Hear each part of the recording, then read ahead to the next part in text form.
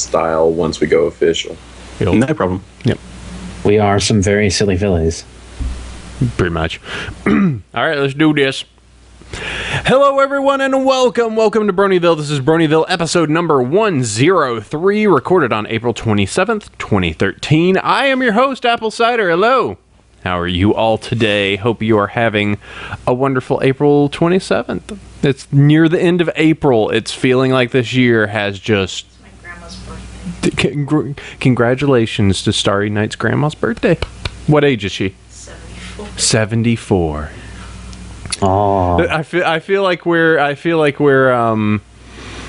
Good Morning America, and we want to give a shout out to Starry Night's grandma. She's 74 today, so thank you very much to. That's awesome. I know. I'm just saying. Hey, Chef Sandy, how are you? howdy. Doing good. It's been a good day. Did you? A pretty good week. Did you dodge a tornado earlier today? Is that truth? Not quite. It's actually been really nice here. Okay. I heard something on your Twitter feed about, or somebody having to dodge a tornado. My state's yet to try and kill me, so I'm happy That's about good. that. No, it's overcast and like 65 degrees. Perfect weather to get out to the nature center and walk a bit. Yeah, it sounds great. I actually wonder. It actually was pretty cold here today. I 67. liked it. It's nice. All right, Sandy, we've got a returning... Well, I think maybe both returning. I haven't had my coffee yet, so go ahead and introduce who we have today, sir. All right, well, we have two guests today, and Mr. Foalpapers, our first, has not been on the show before. He is an intriguing character, a man of mystery and accent, who is a classicist and also a guy who talks about ponies. Interesting chap. And also with us today, we have Mr. Bob Carr, the bad cop to my good cop, and I guess, we're each other's right-hand man when it comes to Nightmare Nights Dallas. He's here to bounce off of Foley and just have some fun. Hey, you two. Maybe we can have a loom off later. A loom off? Are you gonna He's been accused of looming. He's very sensitive. Oh, okay. I thought you were actually going to start making textiles for us. No. Which would have been much more productive. Hey, Foal, are you there? I'm here, yeah. I wasn't sure if I should jump in No, and you say should jump hello, in. or if I should just let you guys talk amongst yourselves. No. We said your name. We introduced you. You're welcome Hello. to talk at this time. Well, hi. Thank you for having me on. No problem. I don't like to ascribe, other podcasts like to ascribe to the don't talk until you are introduced part of the show. But unfortunately, we don't have enough professionalism to actually follow that through. So, We do what feels good, man. I know we just It's an English thing, I'll speak when I'm spoken to, and I'll stay silent otherwise. No. how to just stay completely silent until we say, "Now, what are your thoughts, Foalpapers?" And then I'll make something up that sounds like it could be plausible, and then we'll move on. Then you'll just scream, run out of the room, and be like, "Insightful." Yep, that's me. Down to the ground. Oh, dear. Slam door. Quite. Hiding under my bed. That's the advantage of having a mic with a long cable. I can do that. And now recording from directly under his bed, Foalpapers. I don't want to talk anymore. No, wait, that's me. Yes. All right, well, we got two silly fillies here, and we should probably also catch up because I know that of us two, Sandy, there was a dramatic shift in something this week. Oh man! So, Let me but tell first, ya. we'll get a update there. But first, for our two guests, we must mention this. Foalpapers, we'll start with you. Need an update on, or actually, for the first time, what is your favorite character and favorite episode? Favorite character and favorite episode. Favorite character is Davenport, the pony who runs Quills and Sofas. Okay.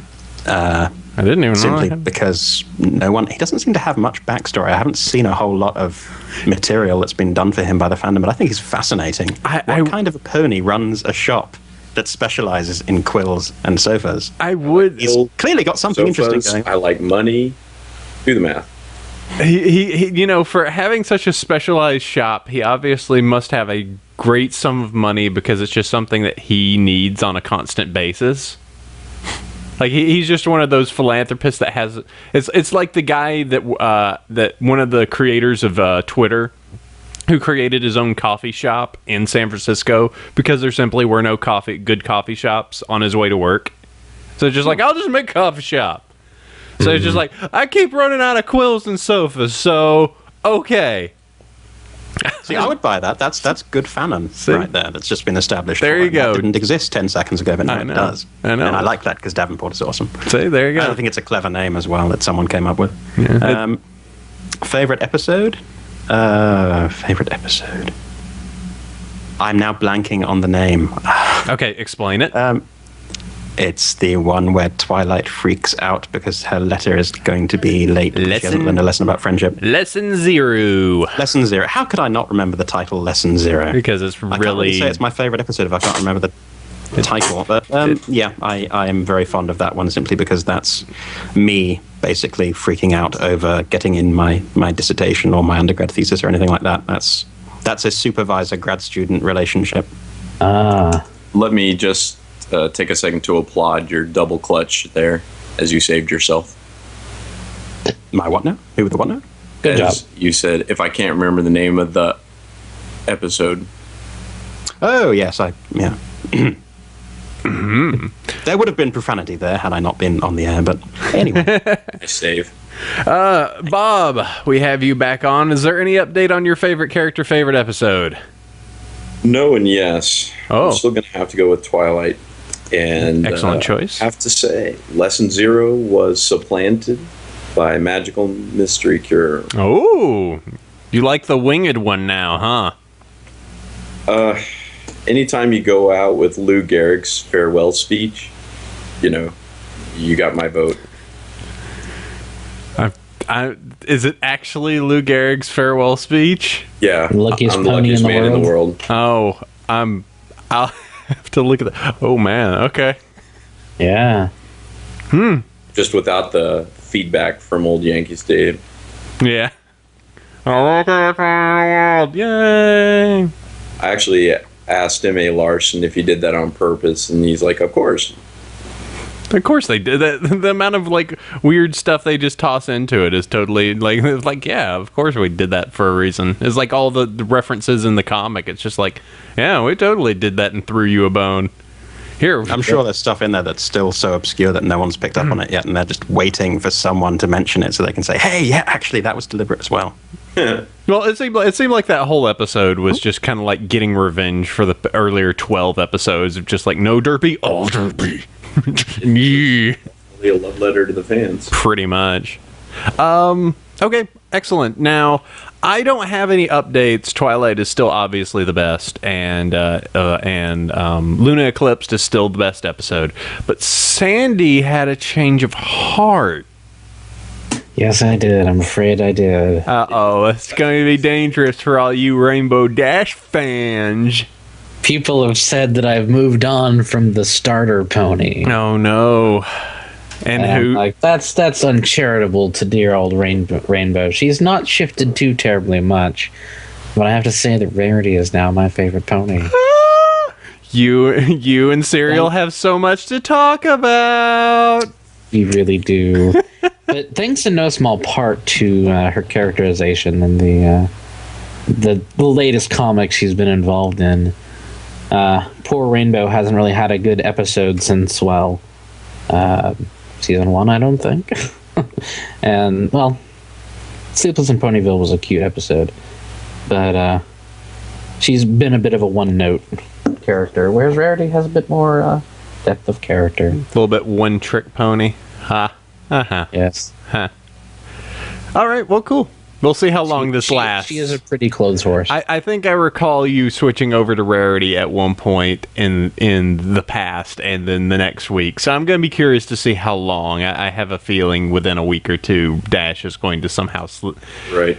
Yes. sneak herself. I have to have media involving the character to maintain interest. But Rarity's always been up there with her, so it's not like it's a dramatic shift. Yeah, I suppose. All right, well, that's excellent. So we've got that.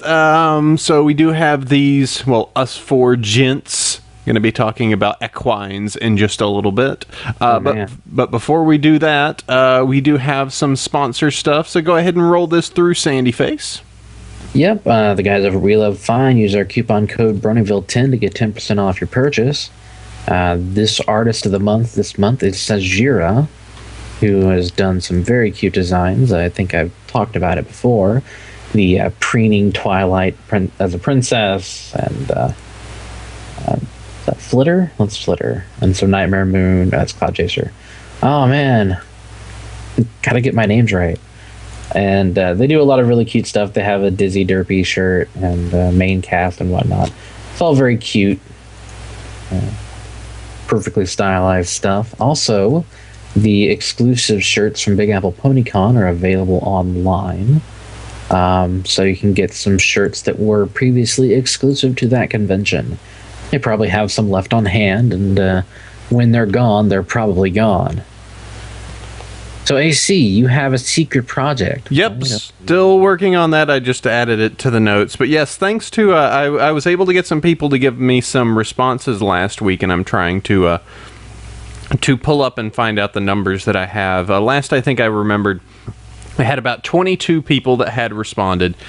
This is a survey for anyone that works it with audio. So if you're recording, producing anything, and you use audio, be it, to create whatever you're doing, be it podcast, music, PMVs, anything like that, where if you act, if you do any voice acting, definitely stuff like that. But I'm looking for people who can just tell me their workflow, how they actually work on it, and then, I have a suggestion of what the program I'm looking to do is and what I hope it, and to find out a little bit more. This is just market research to kind of understand, hey, does this interest? Is there any interest out there? And the responses have been positive. I have 23 at this time. I just need to see if I can get maybe about 7 more, and then I'll feel confident of just like, okay, I've got small, but I've got a sample size I can go off of. Particularly need podcasters right now, oddly enough. Musicians have definitely shown up, and I need some more actors, so I need to harass the MLP staff maybe a little more. But yeah, that's it. If you can go check it out, the link is in the show notes there to fill it out, and that would be great. So thank you if you can. If you don't do much audio editing or things like that, I totally understand. That's fine. All right, let's go ahead and move on to news here. So as we always do every single week, we must take a barometer of how the fandom is, because we've went through some periods of pretty chill, pretty nice, relaxed, and then periods of blazing hot fire. Yes. So Sandy, as our barometer of how the fandom is doing, what is our current fire status? Current fire status for this week is arson. Wait, what? No. No. Don't. Green Lunch Lady Panic. I don't understand what this is. It's crazy. I missed this entirely. What's going on? Why is it arson? Why is it arson? I really couldn't tell you why.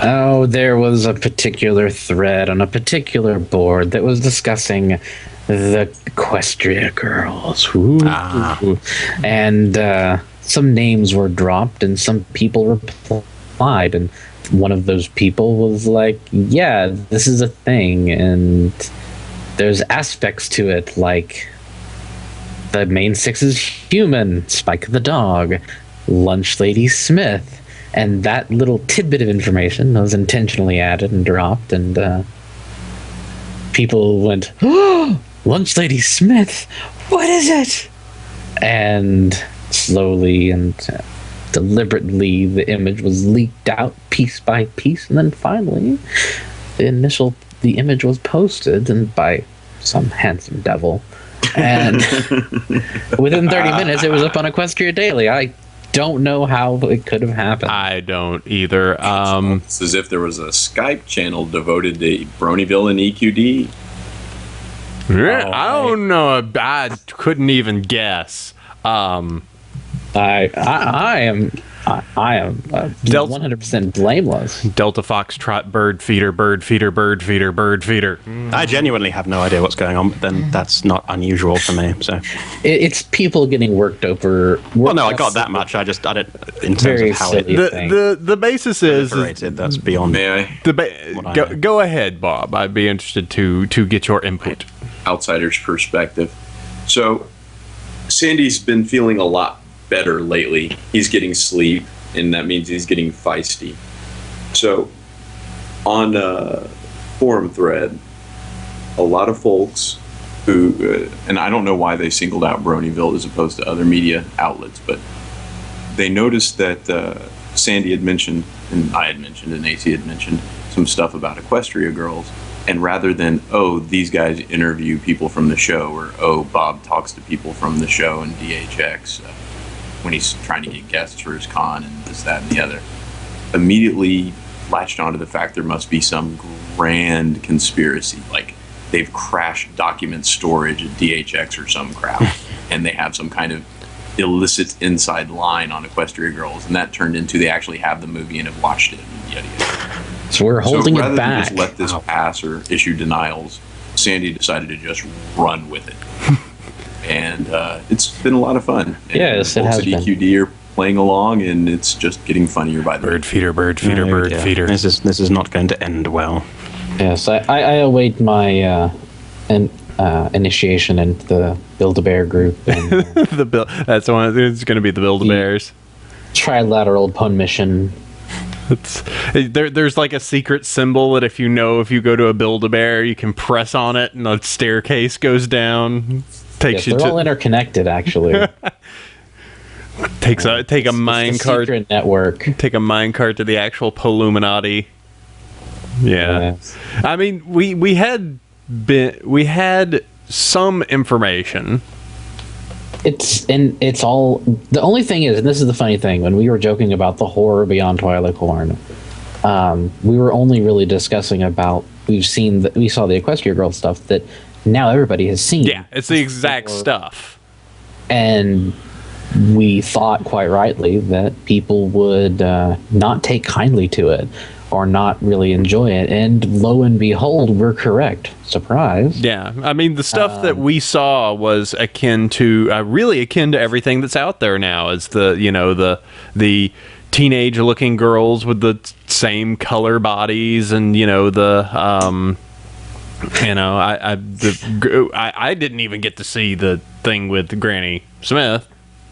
I don't even know if the Spike image has actually been official, been out or there. It has. So yeah, It's not been officially released, but it's been out there. I think Equestria Daily, in their frequently rumor-mongery way, posted it briefly and then took it down. ew. Oh well, it's not for me. Yes, so the deal is it's not for you, it's for the actual demographic target. So yes, the fandom fire, if there is anyone, it was an arson. I and think did it. one thing that I think people were glomming onto was that there was some sort of press release that seemed to state something about like Twilight finding route to another world where things were similar but different, and people that were. was actually that's in the news. Oh, okay. Well, then let us progress further into the news then. Yes, indeed. Because you're gonna go through the looking glass here, people. This rabbit hole goes very deep. Pony books, they're coming. I like to This was read. something. I like to read. That's cool. We can do that. Books are great. Yes, they are. So Books. this yeah, was can't stand something 'em. that came up yesterday in one of the Illuminati Skype chats. Oh no. And the Little Brown and Company catalog for fall winter this year, and so it had a good number of images, and if you follow the doc you can click at these and see yourself. There's the It's in October, paperback fiction, where no pony has gone before. My Little Pony Super Special, written by G.M. Barrow. Get an exciting longer story in our first super special chapter book for My Little Pony. In an effort to regain her stolen crown, Princess Twilight Sparkle steps through a magical mirror into a completely new world where some things have changed, but true friendship remains magical. What does it mean? It's injustice with ponies. Yeah, nothing says that is particularly like, it's gonna be them in a human world. Ah! Well, no, it probably is going to be Twilight steps through and there's this alternate reality where everyone's humans and their cutie marks around their faces and whatnot. And who knows if Sunset Shimmer is going to be an antagonist? Who knows? You know, it's one of those things where people initially were like, oh, well, that's not Equestria Girls. No, it's not. No, it's not. Wrestling's still real to me, dang it. Kevin Nash really does like Rex. And if you go further down towards the end, it has the sub-rights information, and it says Equestria Girls Super Special, $7. So they also announced the third of the, I'm going to assume, 6 chapter books for the young readers. The first one's released to Twilight Sparkle and the Crystal Heart Spell. There's a Pinkie Pie one, which is up next, and then Rainbow Dash being Reckless is the third one. I'm going to propose another book. It's going to be Twilight steps into another world to regain her crown and has to you have the assistance of the really buff Old Spice man to assist her in the... And he doesn't wear clothes, he just wears the towel. No, just the towel. Absolutely. Body wash! Oh, geez. So there's also like the Mini Pony Collector's Guide, which basically talks about the various waves of the pocket ponies, which I have a million of. With a unique one, exclusive T-Love. It's the Pinkie Pie recolor. So, oh man, pony books and Equestria Girls, it's happening! Doompal.jpg. Oh yes!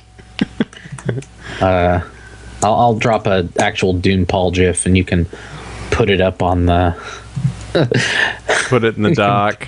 Put it in the doc. Yes. Okay. All right. So what's this? So into more quasi-serious, this more news thing. So what is this charity stuff? GIF, English. I'm from Texas. Jife. GIF. I think GIF fish. GIF. I'm trying to remember GIF. I think GIF is the right way to say it, actually. Is the correct pronunciation back in the olden days of the internet. And then everybody just went, J's are harder than G's. Okay. Whatever. English. You just learned basic internet English. I'm sorry that English is not my native language, apparently. Like, pronunciation is not my strong suit.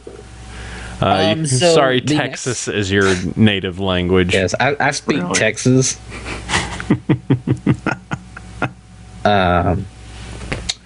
Right. Moving on to the next bit of first sort of actual news. Lauren Faust is involved with an Indiegogo campaign to raise money for an animal rescue. Wildlife Learning Center. Yeah. They are an animal rescue in her neck of the woods, and they are trying to raise money to take care of these animals that are under their care. My organization, Drama, has donated a large chunk of cash to similar organizations in the past, and somebody donated something on the order of $10,000 in the last little bit. No, hey. What?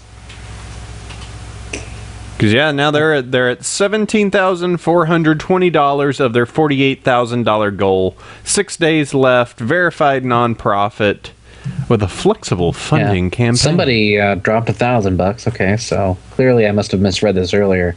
So there's $17,420 out of their $48,000 goal with 6 days left. Lauren is involved in that she has posted some of her sketches of Gummy and Angel, and in an effort to get the Brony community involved, for every $10,000 they raise, one of the characters, or one of the critters, is going to get named from a character from the show. So there will be an alligator named Gummy, and a bunny under their care named Angel. It is rather silly, but a cute way to help raise money for a good cause. Now, is this like Kickstarter, where if they don't reach the goal, it all gets funded back? No, this is an Indiegogo Okay. flexible funding campaign, and since they're a nonprofit, they receive a larger percentage than if they were a non-profit. Okay. Because normally with Indiegogo, if you do the flexible funding campaign, they keep 10%. But they look, since it's a non-profit, I'm sure it's different. Okay. Let's see, updates, because there are 2 updates here. Oh, and they actually have a picture of Angel now. Oh, Go cool. click the updates, and here's the newly named Angel. There's your Angel Bunny.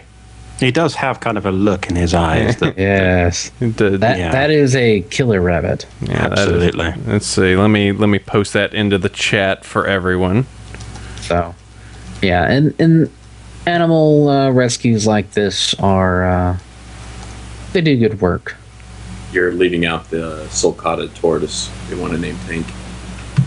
Yeah, they got a tortoise for Tank, alligator for Gummy, and and an owl for Aloysius. Oh, nice. Yeah, there we go. That's the picture that you can see the newly named Angel. That bunny looks pretty scary. I think like it's a the cute looking bunny. The eyes follow me wherever I go. Well, I mean, then you have the original doodle of Angel. Oh, there's even a bigger picture if you go to gallery. Yes. Oh, Is it a look. less creepy picture? Oh man, no, it's massive. Oh wait, no, that's me clicking to a different picture of like a wolf. A hell bunny. Oh, scary. No, it's the same picture, but it's just bigger and higher res, and he can follow. His eyes will follow you no matter what. Now, That is There's just the Arctic. spooky. Arctic fox is cute. The photos are so high Back on track, res, kids. they don't quite fit within the framing. yeah, So when I click on the thing with the guy holding the hawk, it's just like the left side of his body. yes. Get to see his patch and his awesome watch. Oh yeah.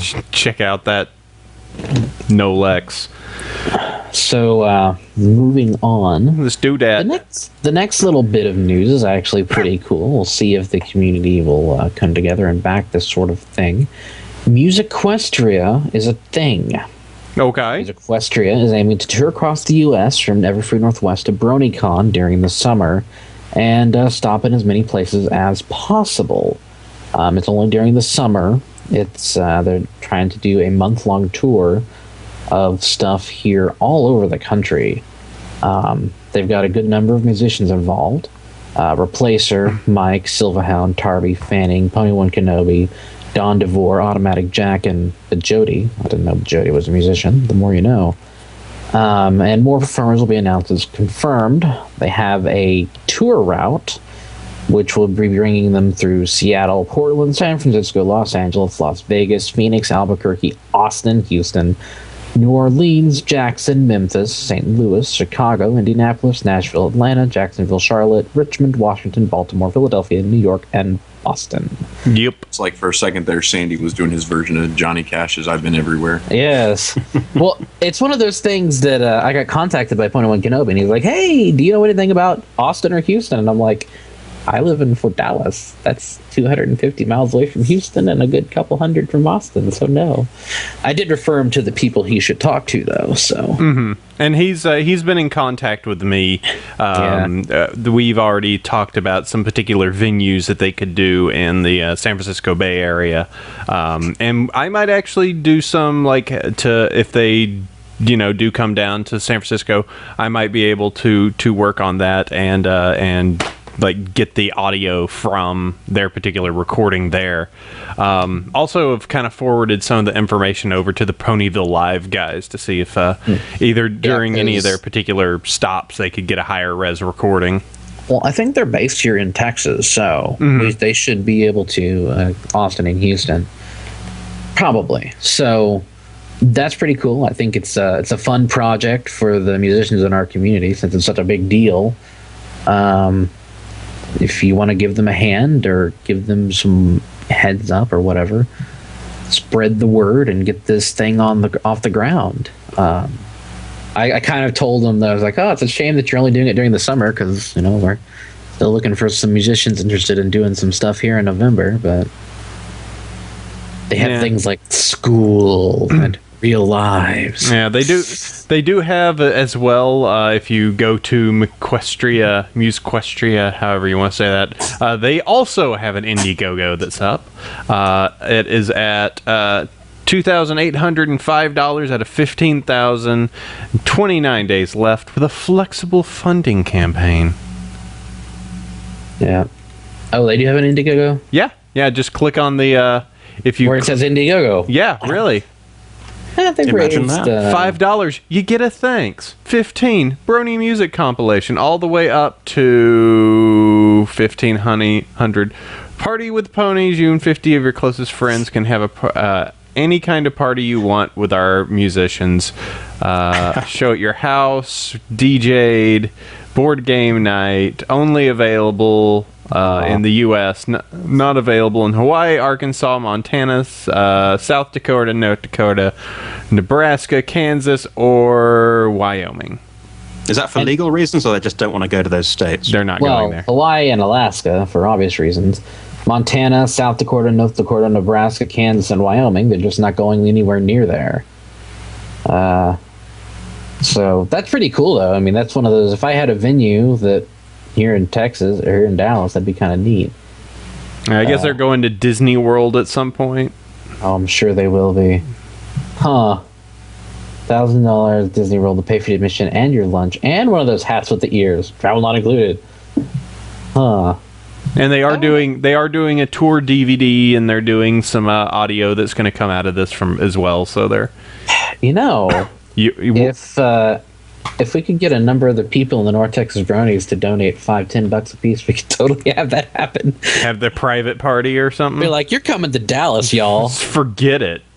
Well, there's 1 out of 2 claimed already for the party with ponies. Maybe I should see if I don't know. ... If you were to find, however you want, and my immediate thoughts are not board games and pony music. No. So, it's pretty cool. Check it out. Yep. Some people said that I did hear some people grumbling. I think Starry was the one that pulled it around us, saying like there was some concerns of like,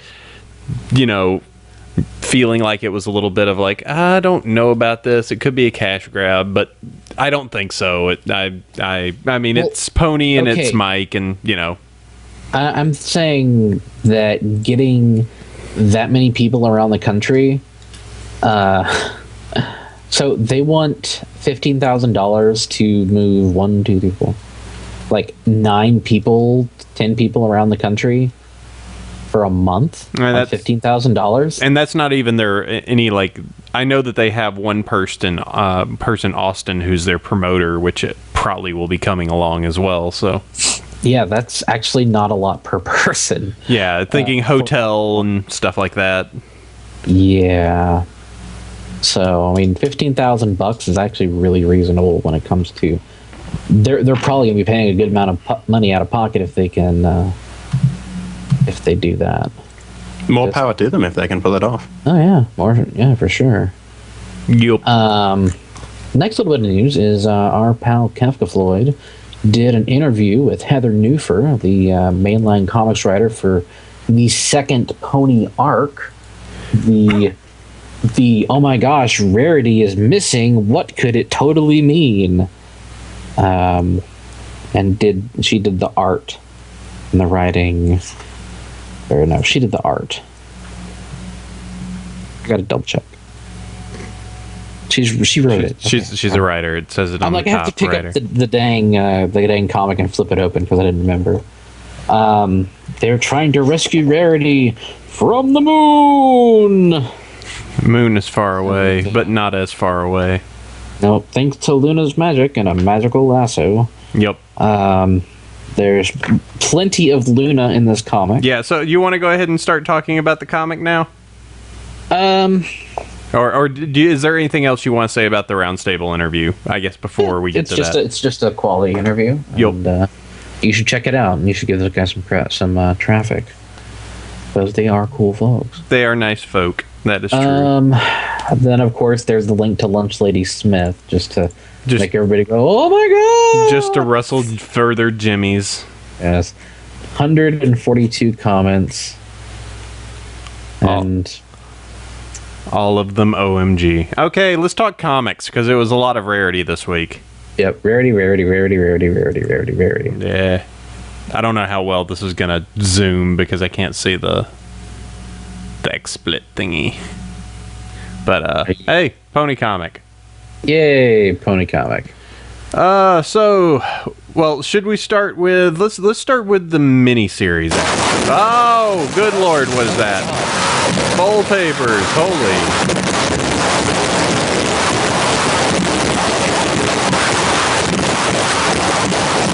Oh my god. What the hell was that? Death. We just lost Foalpapers. That was crazy. Alright, let me join back into here. Oh man.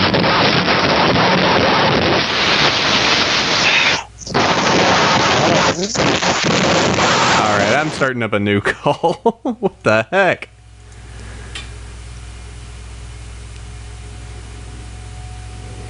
That was new.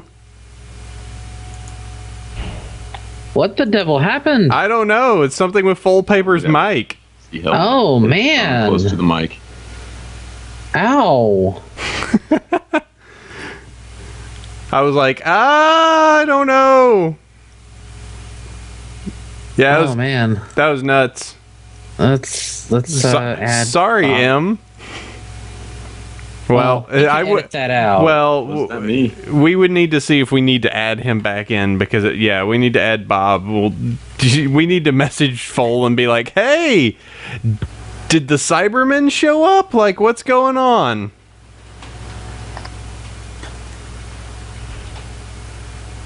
Hey, I see. Cyber ponies.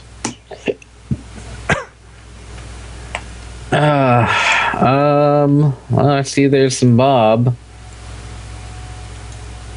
Yeah. Are we actually adding video now? Are we looking at each other? Well, if we can't if we bring in Foalpapers, we lose the video. Well, but we don't have to have video to begin with. But No, I mean, just you're just being silly Bob and is wanting to display his handsome visage. Okay. His colors. Unfortunately, only I can see it, so it's unless I like flip. Somebody is trying to. They're doing unspeaking. Oh no! Why is the call on hold? What's going on with this call? The show's gone sideways. 102 wiggles. I'm so sorry, M. Yeah, Foalpapers. Is he still gone psycho?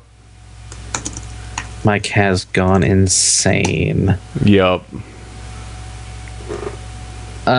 So people can still hear us, right? Yeah, they can hear us. We're still live and going. Yeah. Dang it, where? Lena, I want you to squeal and yell daddy if you can hear me. What? Well, for some reason you're not in the call yet, Bob. So click to join the call. But I can hear Bob. Like, I can hear him coming across your audio, so that's not a big deal. I shows that I'm in the call. Well, you were, now you're not, but I can still hear you. You're fine. There were 2 calls made. Right, but the only thing your call is doing is adding your video, which we don't. There we go. But then you're muting it, so we don't technically even need that. Wow. I have no sound. Oh, okay. I guess if you're hearing it off of that, then. But yeah, the mic. Crazy burst of static. The show got derailed. Oh no. Show derailed. What could happen? Oh man, cider butt. What's with that? I don't know. On the one hand, I can't hear what anyone Primary else is colored saying. ponies. On the other hand, really, what am I missing?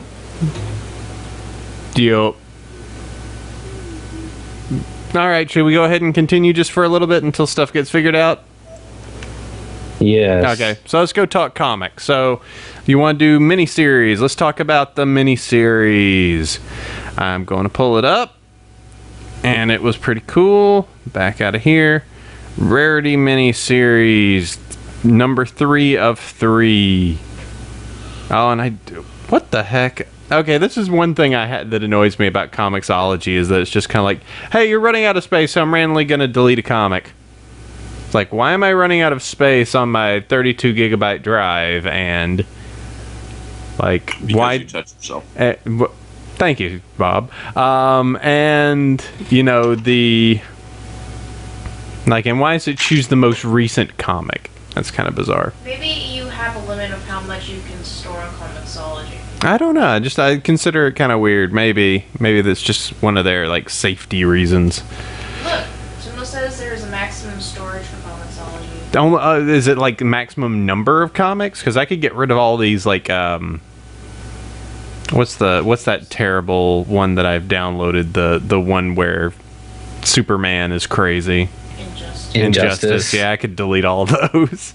I didn't finish reading it. Is that bad? It's okay. It is maximum dumb. It is kind of silly. I realize they've done that storyline 5 times so far. Yeah, pretty much. This time only with a fighting game to go with it. Let's see. Yeah. All it's right. actually a fairly decent fighting game. It's just the story's beyond stupid. Yep. So here you go, Fashion Pwn. Let's talk about it. Yes, let's talk about Fashion Pwn. So Rarity, my new favorite pony, Oh no.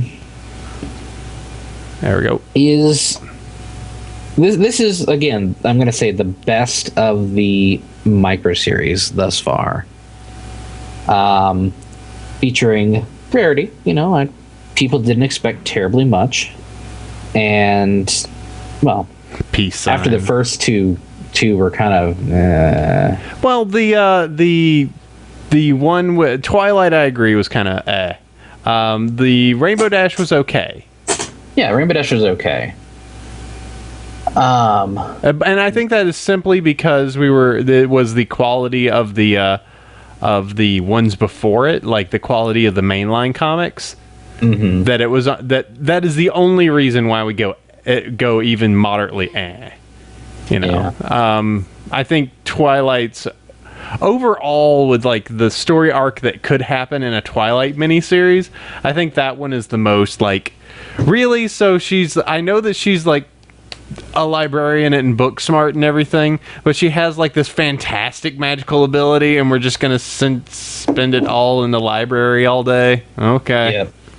Mm.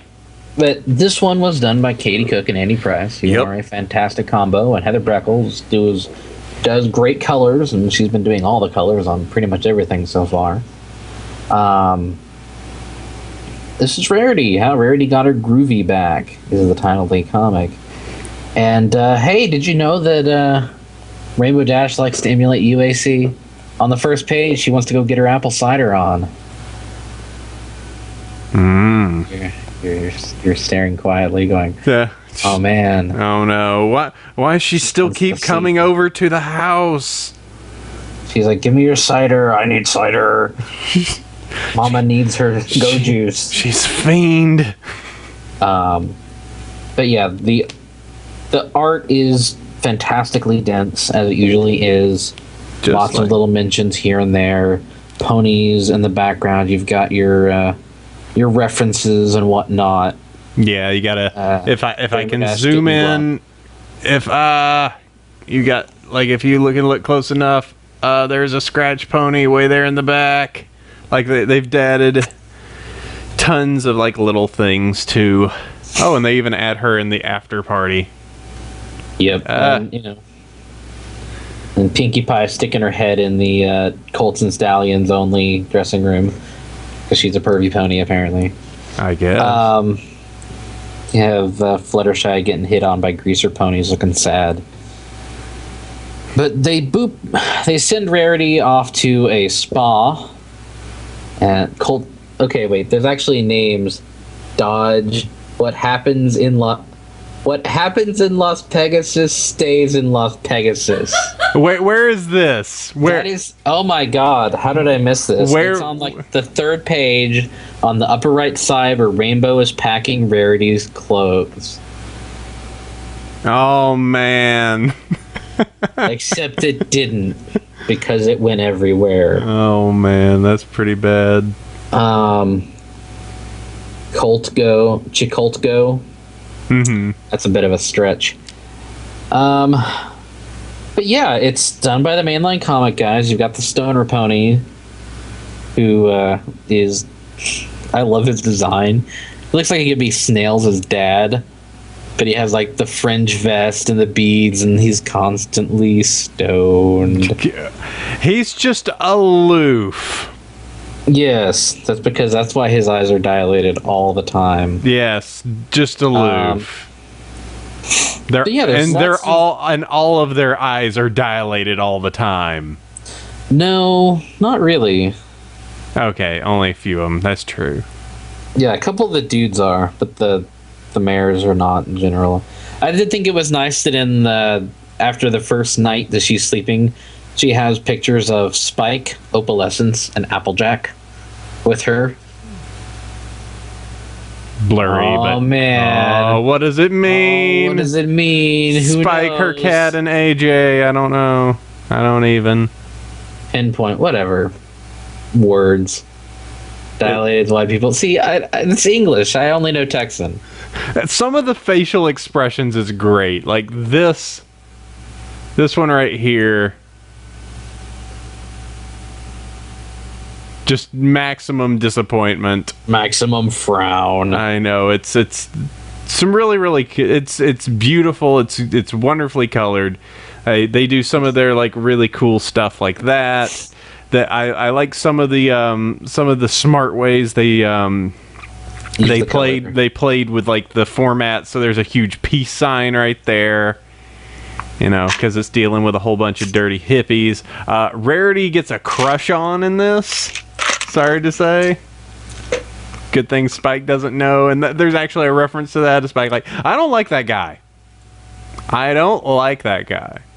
That was pretty good. Huh, I said probably the best of the three. There's your dirt mare. And you know, you have the villains, the Flim and Flam, who are the worst ponies ever, and they did their usual stuff. And Keep on Trottin', Maine the musical. There's a lot of references in here to 70s style stuff. You know, Keep on Trottin', Keep on Struttin', Maine, Hair, Celestia Superstar. You know, don't have to stretch too far to think about that one. The only thing I will say is poor Hayseed Turnip Truck. Oh, that poor guy. That poor guy. He tried so hard. I actually think I recalled Katie Cook said something of just like, wow, you guys even get emotional over this really minor side characters, don't you? Like, yeah. Yeah. Just like random character that's appeared twice. Just be like, I've built this backstory and he's just a constant loser. Yep. But in the end, Rarity saves the day, and Spike is a jerk. yeah, Spike is a jerk. Yep. But Rarity gets to be best clothes horse. All right. And there's all that. That one's good. So Shocked at Spike being a jerk. Yeah. He's a kid who's been raised by someone who's socially awkward, bordering on socially inept. Yep. And Celestia has a nice waterfall bathtub. Mm-hmm. And then, of course, the next one is Fluttershy with Barbara Kiesel and Tony Fleece, with a little help from her friends. And the Philly cover that Sibsy has done has Wildfire, Derpy, and another Philly on the cover with Fluttershy. Legasp, OCs. Gasp. Well, what doesn't have OCs on the cover is the mainline comic. Yep. So, Which and of course, I'm going to have to. It's of course with the mainline comic, since there's actually a big storyline going. We will have to be careful with spoilers. yes, it involves Luna and Rarity and trips to the moon. I don't think that's too out of line to say that. Yeah, just some more. There's some sort of secret that Luna has, and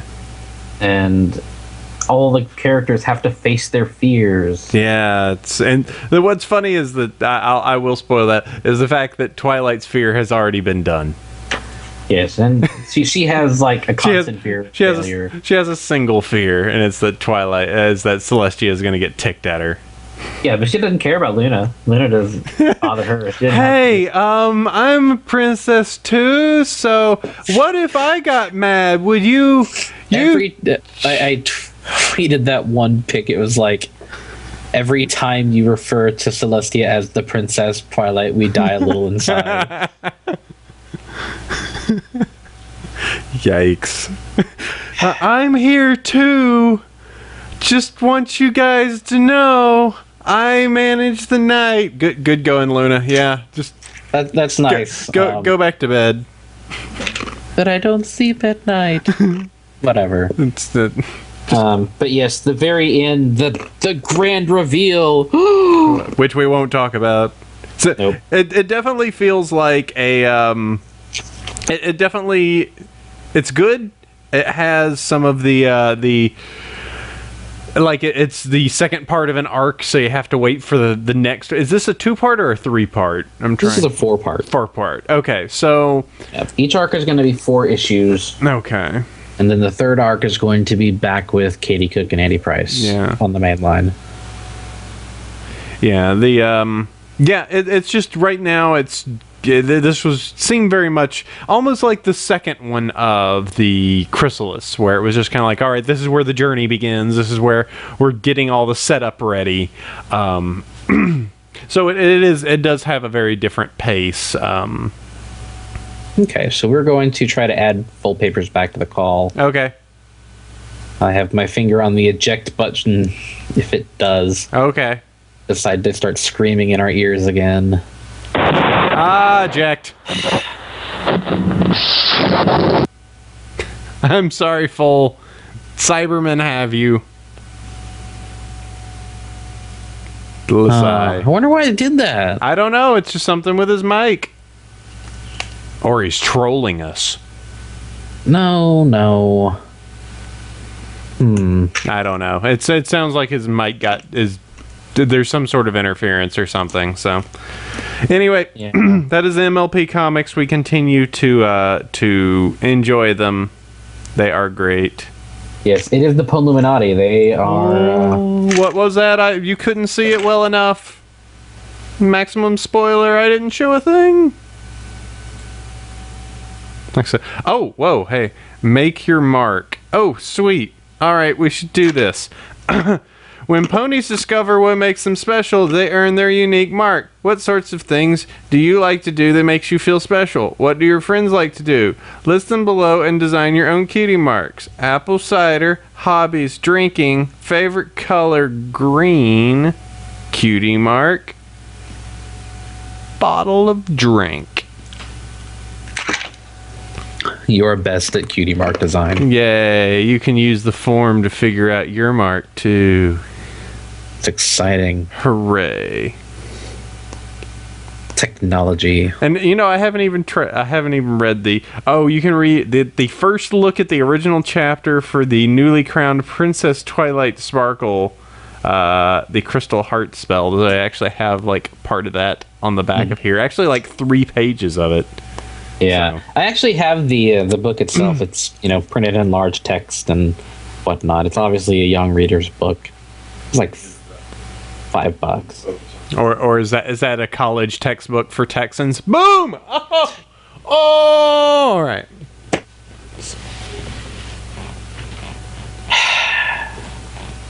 Sighs internally. All right. Okay, well, that looks like that is all of the news, correct? Nothing else? Yes, that's all the news, and AC's making faces because he's a goofball. I am. Convention news-wise, Super Lazy Mode Go. Again, there's not been a lot of news in the convention scenes. We're coming up within a couple of weeks, actually 2 weeks from Equestria LA. So that's the next one. Everybody prepare yourselves. Woo! Nah, they're doing fine. Let's see, we got DerbyCon South. It's October 4th through 6th. And it's in New Orleans. Yep. There you go. Yeah. That's about it. Pretty much. They don't really have a lot going on, at least thus far. But they have a few months to get their stuff together. Filipiniana is the Philippines. It's December 2013. Fans over there in that part of the world can enjoy their very own PonyCon. So if you're in the Philippines and you'd like to get update, they have a Facebook page. Brony Fest is back for 2014. Sadly, Thrilla in Manila was already taken. Yeah. They're already nailing down their dates for 2014. Same weekend, looks like. They started off last year in the black and did all right. And this year, they're not doing too much bigger, so they're already well situated to do their con as it stands right now. They have Matt Hill and Kelly Matsker already involved with a couple of fan guests, double-sized their vendor room, and some other stuff. It was a pretty fun event from what I saw. The guys really pulled it together pretty decently. And hopefully I can get a couple of those folks up there to help us out here for Nightmare Nights. We'll see what we can poach. Yep. And Cutie Mark Con has two things coming up. They are the Greater Cincinnati area's premier My Little Pony Friendship's Magic Convention. That's fairly specific. They've got Pack Breakers, which is going to be people who actually they're displaying the Interplay product. They are teasing the fact that they may have a promo card, but we will see. you should get a promo card, Sandy. No, that'd be nice, but we're working on that. Ooh. Cutie Mark Con is going on through May 31st, June 2nd at the Crown Plaza North in Cincinnati, Ohio. I'm just gonna say, because Nightmare Nights, maybe Nightmare Moon. Huh? Wouldn't that be nice? Wouldn't that be? It almost Or a goes. Luna one. Oh. Yeah, don't get people too excited. Yeah, I know. I'm. Let me fill them with false hope. We don't need false hope. We got actual legitimate hope. Oh, okay. They're also doing a Earth Day sale. Buy your badge between this Thursday at noon and Saturday till 5. So this news, if you're listening Wednesday, too late. They're giving people $5 off any badge. Other than that, what do we have for updates, Bob? Well, first off, as Cutie Mark Con is the premier My Little Pony Con for Cincinnati, Ohio, I'd like to thank myself as the premier podcaster for your couch. Move closer to the microphone. Sorry, you sound like you're far away. Yeah. I am far away. Okay, that's better. It's whether I lean back or sit forward on the couch. Okay, so you want news for Nightmare Nights, huh? What do Sure. we got? Yeah. Oh, I was requested news earlier, so here we go. First, if you haven't been keeping track, we signed Jim Miller. So Big Jim is coming. He was the lead storyboard artist up through season 3, and now he's been bumped to director, taking over for Woody. I'm waiting for textual applause here, but I guess it's not. If people are paying attention to us on Twitter, they know that Sibsy is planning to come, but she's not real sure about her availability, so she's waiting before she signs a contract. It is a ways off for her. Yeah, she's gonna come unless somebody comes to her and says, no, you're staying home and writing or drawing. They're storyboarding that day. Yeah. 90% she's coming. The Littlest Pet Shop has to be done now. Oh. That's exactly what she's worried about. Yeah. And finally, well, we've gotten Twitter agreements, if you want to count those. Mitch Larson is going to make it, assuming he can get a babysitter for a couple of days. And then Megan McCarthy. Hooray! So that would be our full card. Yep. Our whole goal was to provide folks with a picture of all steps of the show. Like, we noticed a lot of cons had comic artists and VAs, and that seemed to be kind of the focus. Well, we've got a couple of writers, including the head writer. Of course, M.A. Larson's written a lot of the most popular episodes. We've got a couple of storyboarders. Jim Miller was lead storyboard artist, and of course, Sibsy. We got a couple of directors, Woody for season 1 through 3, and now Jim Miller for season 4. And, of course, the VAs as well. So you kind of get a picture of the whole thing. So by the end of the episode... Texas standards, I'm sorry. Yeah. Maybe for Canada, but I'm taller than he is. So by the end of the con, you'll actually have a full episode. Cool. Yeah. You just do it in order. You're just like, all right, let's get the writers to make something, hand off that script to the storyboarders who go, oh god, how do we put this then hand that across the animators who go, oh, how do I put it? Then get Andrea just to be like, the script. No. Also on the site, we've done some updates. So as I said last week, Bob and I and Feather Prop, we kind of did some event plotting and planning. And if you would like to lend a hand to any of these ones that we've laid out, or think these would be interesting, or you have a panel idea of your own, you can take a look and see what we have lined up as desired events.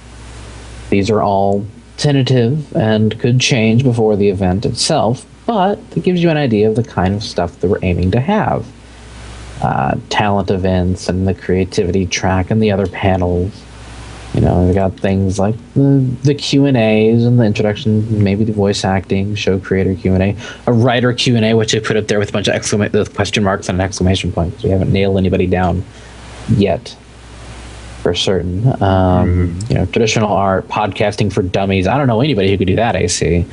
Photography, developing your original character, do not steal, keeping your projects legal, charity poker tournament, your first convention. Well, hosted by me. Yeah. Equestria Daily, the panel, the experience, the TV show, the toilet paper, the cereal. A flamethrower. Yes. And maybe if people would like to do some meetups, like military bronies or state meetups, we'll try to accommodate those as well. So you should have like certain panels, the like OC panels. So it's like, hey, here's the Earth Pony panel. Come over here and be an Earth Pony, and then you could later have a unicorn panel, and then a Bat Pony panel, and then an Alicorn panel where we just change. As they walk in, we take their badges and kick them out. A changeling panel. Griffin panel, which would be a sync. Tell Mitch he needs to be behind the table for it, and then nobody shows up. No, AC. See, I thought about that, but then I kind of wanted to die. Yeah. Every con that I've seen something like that happen, I'm just kind of like, oh, I kind of just want to poke my head in and see how much of a crazy thing that is. One thing that could be fun, I just thought about this, is having I have to phrase this correctly, but there is a lot of guy centricity in this fandom. It wouldn't be bad to have a ladies only panel, if that made any sense. Hey, ladies of Equestria. Yeah, it would just be like, hey, no dudes allowed. Actually, if we do something like that, guys can get in if they pay a cover charge. Oh. It's a time-honored tactic. Tonight's panel is Ladies' Night. And hey, you could donate, and that money could go to her charity, St. Jude Children's Research Hospital. Get some poor kids cancer treatment. I know. All right, so we've added Foalpapers back into the call, and his microphone is not stabbing us in the ears. Foal, are you Am I actually? coming through better now? Oh You're God, coming yes, good. please, yes. You're Okay, I do apologize. I don't know what was going on there. I've switched from my external to my internal. Couldn't hear any issues, so I was just seeing people responding and shouting and not knowing what was going on. Sorry about that. Yeah, it was just all of a sudden out of the blue, and then it was coming off your mic. I don't know, but you're here now, so let's move it forward. So, yay, topic time. So what do we're we actually talk to about? topic time, so you didn't have to sit Forgive there me, silently, I'm, and now I can talk. So So, I'm going to have to Technology and I derail just you. don't get along, apparently. apparently not. One of the panels we're planning is for our esteemed guest and colleague here We're playing to Sting. present an abstract on his dissertation. So if you want to hear about the classical references that they make, very intentionally on My Little Pony, one of Lauren's big ideas, you've got the man to tell you about it. Hopefully. Little MA if I can- after his name, proving that he knows all about the classical references. Good to hear. Hopefully. We'll see what happens. It's a long way off. Yes, indeed. That's what we're hearing from a lot of people. Yeah, that is definitely November. That is definitely November. It's always assuming I actually get the MA by then as well. I know. Wait, this is about Having you? I issues, don't. feel free and let me know. I'll have I'm sorry? your thesis advisors. Ah, thank you. Yeah, he'll litigate them until you get a good grade. I may take you up on that. Classy actually. wig. You know, Bob in a barrister wig would be a terrifying sight to behold. Whoa, that beard and that wig. I don't know if life I'd could. have to powder the beard to match. Clearly, you need to come to Buck in Manchester and cosplay that. Sure. As soon as someone buys a ticket, planes and otherwise, Just a car, Bob. it's an uncomfortable swim. Gets a little nippy. So, Yeah, what are we talking brought you about? on the show today because you are a person of interest, an interesting person with interesting ideas and an education outside most of what anybody here has. And maybe you're from tech and have more education than I got. Yuck. So you say that, and I instantly run out of anything remotely interesting to Right. say. No pressure or anything. Oh, what are you doing, AC? I don't know. The camera just did that. I don't. Oh, That's yes, why I as, was. as Timo says, Foley here, as a pony everybody should know. Pony. Thank you. You are very active, though. I admit to some degree of like not really understood. Just like, oh, he interacts a lot with a lot of people, and I'm just kind of like, I'm not sure why. Yeah, that's fine. I get that a lot. I really don't have a good answer for you. I'm not sure why either. It just seems to have happened, and I'm just rolling with it. You just you dip your fingers into a lot of pies. You could put it that way. Bad It analogy. sounds but rather yeah. unhygienic when you Yeah, put it that really. way, but yes. Don't be a jerk. Other people got to eat those pies. Yeah, Whatever. they weren't good pies. They weren't. They were never good pies. They were. Are they perhaps the worst pies in London? They're probably like those convenience store pies you get, the turnover ones. The kind ugh.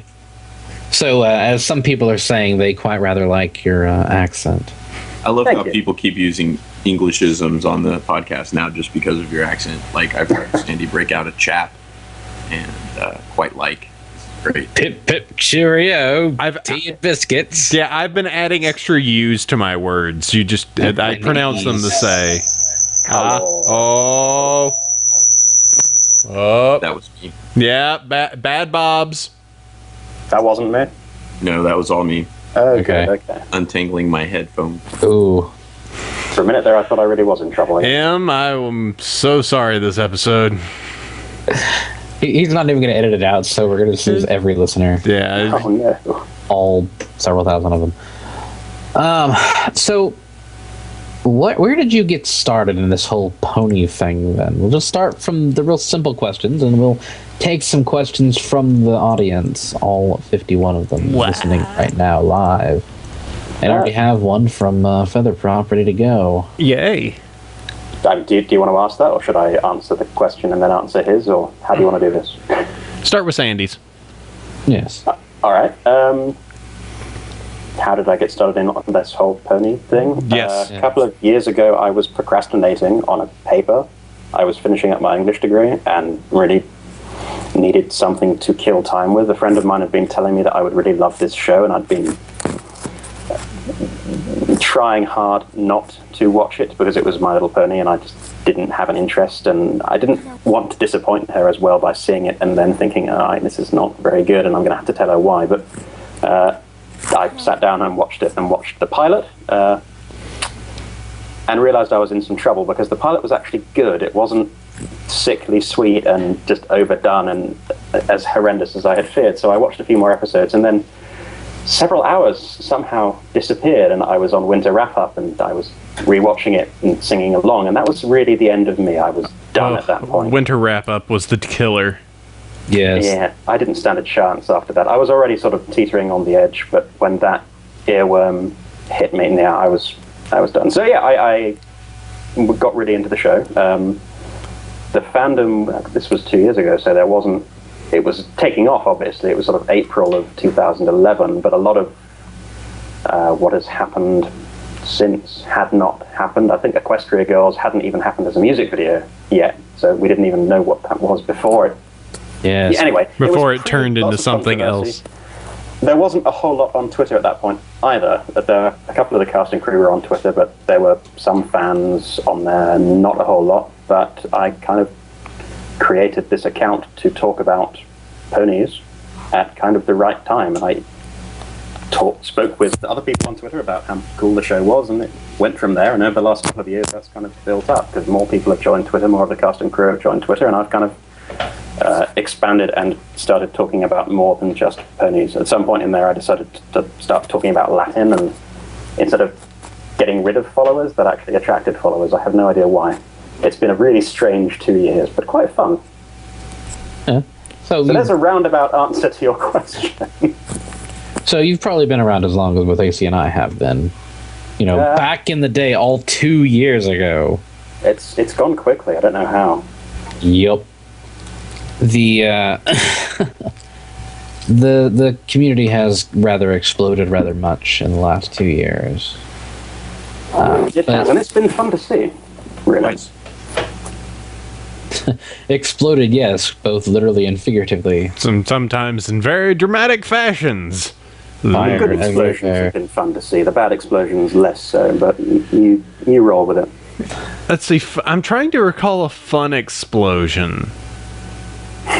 Excitement for season 2. Then everybody that was a big one. And everyone was like, "Oh man, Discord sure looks dumb."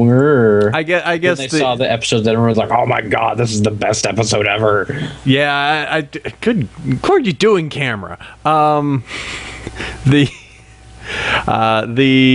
my eyes are up here. I know, huh? honey. I have no idea what's going on with the camera there, but that's an interesting angle. God, this cameraman is not very good. Yeah, I mean, if I have to think back at like the good ones, the original, like before the everything that happened afterwards about the Derpy, the last roundup, like that was probably the like, ooh, everybody losing their brain in the best way ever. Season 2, if you were to take that moment, as I say, probably one of my favorite single moments in the whole series is the Canterlot wedding. The end of the first episode and the move into the second one was one of those just like, I gotta keep watching. Like, I can't not watch this next episode. Like, just needing to... Just that her sinking into the floor and just going, oh, credits. Wow, you guys are mean. Yep. Yeah. That's my feelings on that. There are so many moments that are just hard not to love. You try and maintain that sort of cynical, stoic distance, but it sucks you in. So that's been my experience. Yeah. Oh, so what was the question that was out a little earlier? We can loop back to that. Ah, yes. This is from Feather Prompt. He's like, This is a question for him. What is a good introductory classic for a layman? What time period should one start with? We're going to talk about... Oh, okay. I have to talk about work now. I have to go with the Iliad. Are they too inaccessible? I mean, it depends on translation, really. It depends as well if you're looking for an original, a main text, or some secondary sources, sort of commentaries on those texts. But yeah, if you want a primary text, you can't really do much better or go much earlier than the Iliad. The Fagles is a good translation. Oh God. Okay, well, this is fun. I have to retract that answer because my thesis supervisor has just shouted at me on Twitter, not the Iliad. Oh. Oh no, you're in He's trouble. apparently listening as well, so hi Liz. You're in terrible trouble. We're sorry that we got you fired from school. Oh, sorry. I mean, I sing of Arms and the Man might be the most famous opening line if it's not Dickens. Oh, that's the Aeneid, though. Oh, you're right, it is. Never mind. Start him with the Aeneid. Apparently, I'm supposed to tell you that the Odyssey is more story-based carry-on. So Yeah. Okay. Good. there you have it from a real classicist, not me. Start with the Odyssey again. Certified. Fagles is a nice translation, although I'm sure in 10 seconds she will correct me on that as It's well. like, I had an opinion, but I've been told it was wrong. I'm not going to argue with her.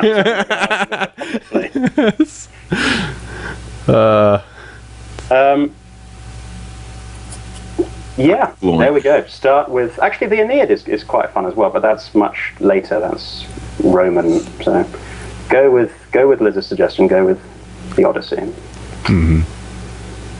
That sounds like a good one. But yeah, it's pretty good, really. I mean, it's not great, but it's been around for... No, it's... Yeah. Oh, your It's only a kitty looks foundational mad. text of the entire Western canon. Your kitty looks really mad, AC. Yeah. Didn't I'm boring entirely. the kitty to death, I think. Augustine's Confessions. Still trying to come up with what else I might start with. And here's another one from James. What do you think of the level of mythological references in Season 3 compared to the 2 previous seasons? Well, I mean, you're dealing with a shorter season, so there's a little bit less to work with. Also, bringing back Discord. Discord was quite fun in Season 2, just because you have the Draconicus and exploring that sort of backstory. I would have liked to have perhaps seen a little bit more expansion on his mythology versus... What they did with him was very interesting and very entertaining, but I would have loved to have seen a little bit more of his history presented. But I think that's what we all have always wanted. But on the whole, I think they are deploying the mythological references quite sensibly. They're not overdoing it. They're not just throwing it in for the heck of it. But at the same time, they aren't skimping. But they have that nice balance where it serves the needs of the story and keeps very silly people like me busy trying to pick up on what they're doing and Yeah. derive meaning from it. There was a point probably early into maybe Season 1, Season 2 where I think there was a lot of like, we want an origin story, tell us where where'd the alicorns come from and everything. It's just like, well, maybe they're actually looking at this in the long tail and are actually going to like explain that over all of this time now, which they weren't expecting to do to begin with, because they just built this fiction and we're like, somebody will watch it. And then we're In like, some ways it's- Shallow, because my whole favorite part of the Return of Discord was the Goodwill Hunting joke. which one was that? Them carrots. Hey, do you like apples? How do you like them apples? Remember? No? Oh yeah, that. I missed that. Yeah, when Fluttershy leaves the house, Discord asks Angel if he likes carrots. It was straight out of Goodwill Hunting. Nah. And let me tell you, John Delancey does a hell of a lot better job than Ben Affleck. I heard he was good in Argo. All right, dead air for that. I gotcha. I understand. Killed the Yeah. conversation. just, I'm just like, wait, what? I don't know. I don't know either. Okay, so let's see. So Yeah, the history of the show, I'm curious to find out. I'm also curious to find out how much of the comic's actually going to deliver some of that, because now, with what we know on the comic, there are, they were shown in the last comic, so I feel okay saying this, but there are some sort of spectral, creatures on the moon, shadowy, so were these, Luna's subjects at some point or something? Things exist on the moon. Yes. So, how much of a history is actually Shadowy out there? creatures. And the books are also dropping a lot of canon. I mean, the first one established all of Cadence's backstory, which was previously unknown. So I think we can look for new canon in those as well. I'm curious to see what the next couple will come out with just in passing, since it was kind of thrown in there as just one paragraph. It wasn't. Where am I going with this? I ignore me completely. No. Keep going. I got nothing. It was very offhand the way that it was put in there, which was an interesting way of establishing it, something that would be that critical, I guess, to the way the character is perceived. But then again, it's a question of how we as the fandom are perceiving the character versus how the intended audience is perceiving the character. To the intended audience, I doubt that would be such a huge revelatory piece of information to learn about Chrysalis, whereas for us it's this entirely changes our perception of the character. Well, it was kind of like rather not Chrysalis. It was kind of akin to the first season when they started just dropping some stuff of oh yeah, Philadelphia, and we were just like, that's another place. Yay! Something else exists. It isn't just Canterlot and Ponyville. It's somewhere over here is this, and somewhere over here is Manhattan, and somehow you can see Ponyville from Manhattan, but you can never see it otherwise. It's because Earth Pony vision is super awesome. We see everything. Just able to see past hills, and just Earth ponies have a secret ability of being able to have a 200-mile stare. I was quite pleased when they included Trottingham. I liked that pun quite a lot. You seem like the type that might enjoy that. What was your feelings on Pipsqueak? Did you ever figure what accent is that? And I couldn't tell you. And which one? Because it went, "Hoy, and then by the end he's just like, I'm not even doing an accent anymore. Forget it." Well, they say he's from Trottingham, right? So is it Nottingham or Tottenham? I interpret it as a Nottingham joke, but you're quite right. It could be Tottenham, and either way, it's a very shaky accent. I spent a lot of time in the States. I live in the UK now, but I grew up mainly in the US, and whenever anyone would meet me, half the time they would try and do an English accent and ask me to comment on whether or not it was a good English accent, as if I would know, but it's on the line with those accents, and I think it's meant to be, so... Yeah, a little bit fake.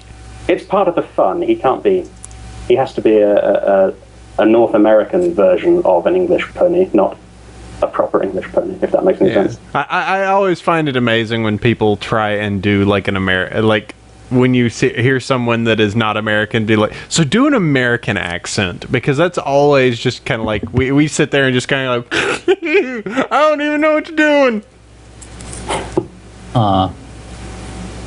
What does an American sound like, Foalpapers?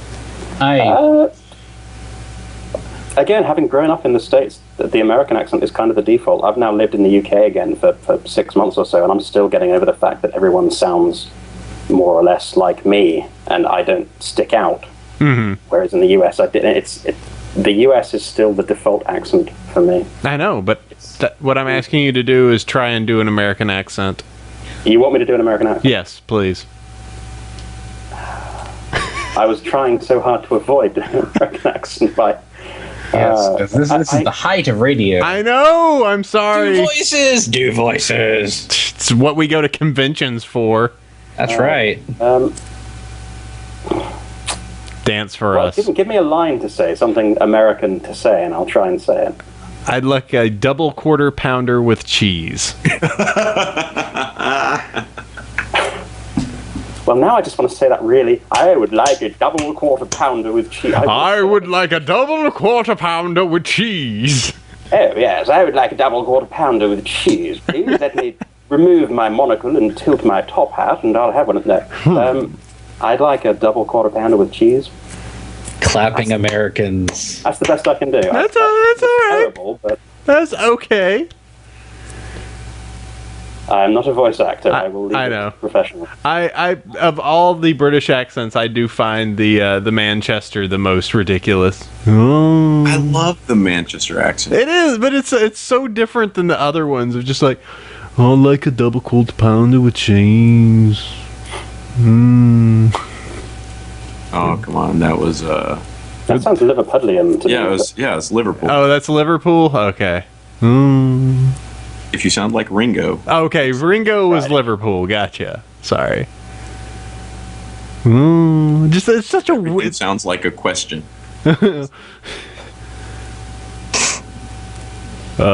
Silly accents. Anyway. I know. Anyway, do we have do we have anything else to talk about? Any other? Are you doing anything at this point, Foalpapers? Like, are you working on any projects? Or are you just hanging out on Twitter all the day?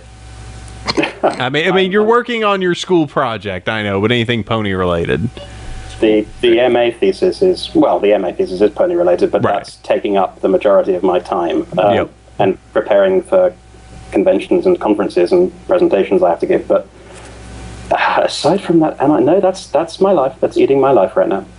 I'm sorry. I warned you. I'm a boring guest.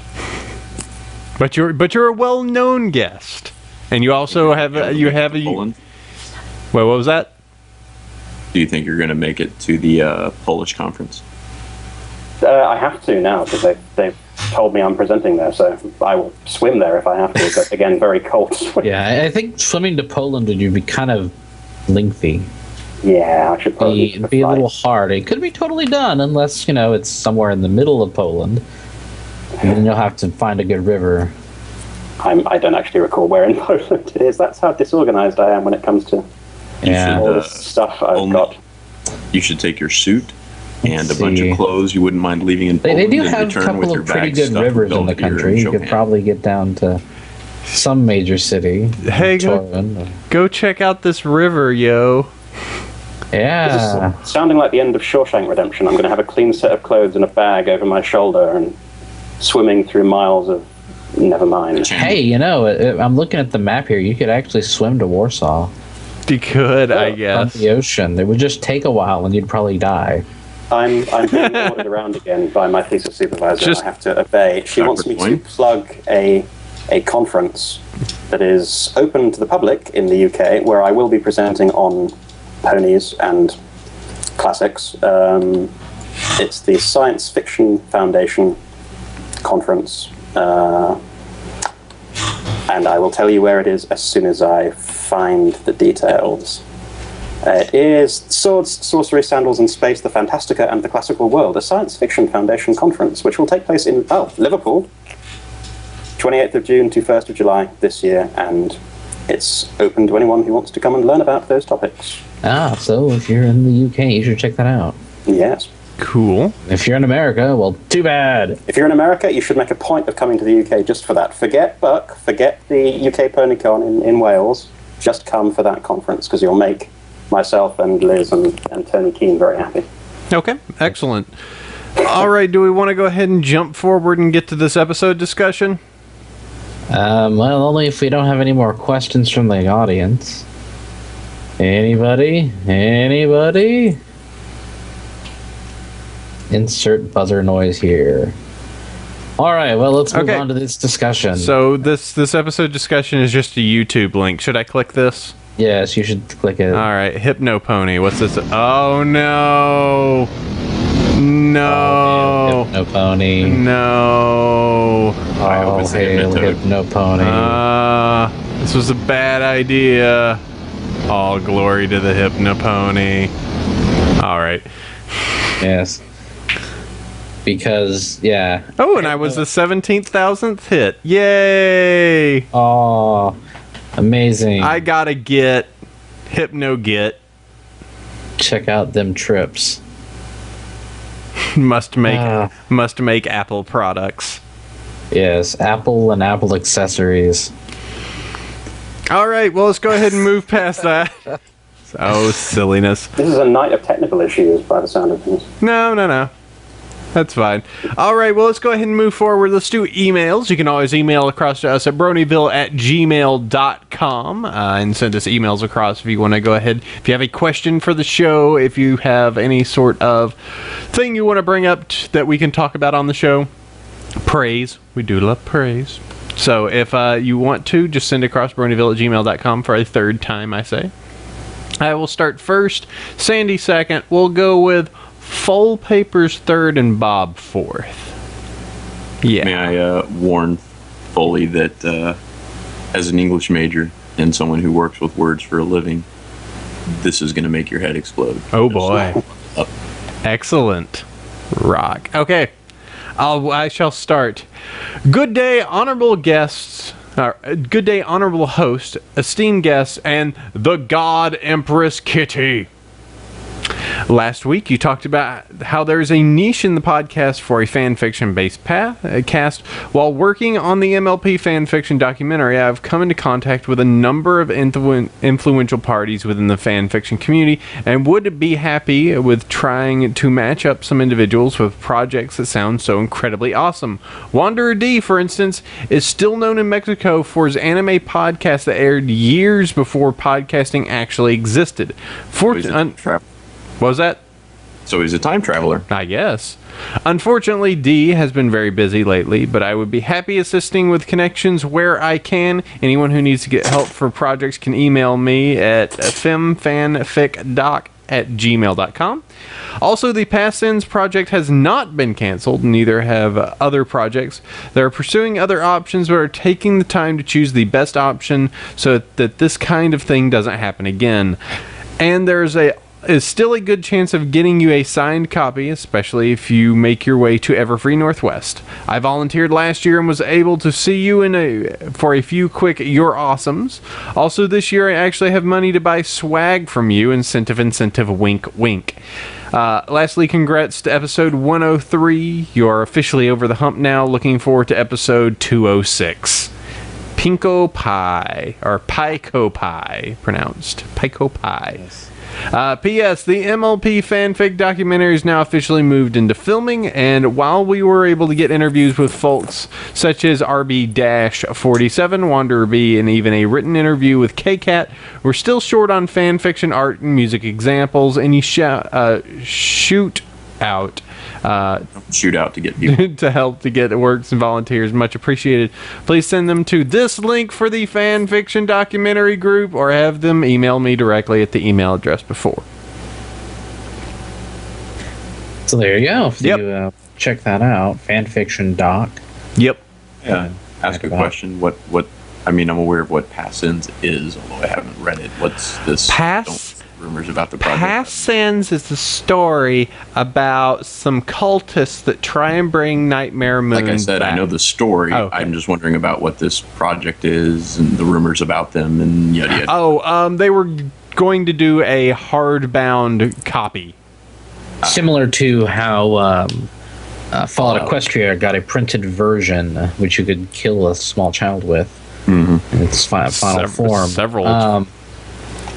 But they ran up against PayPal being awful, so they had to issue refunds to everybody. Oh, Jewel Score. Cultists. Coltist.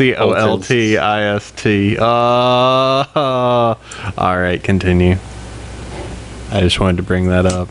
Yeah, super pro. Doho. And yeah, they have a fanfic documentary group on FemFiction, because why not?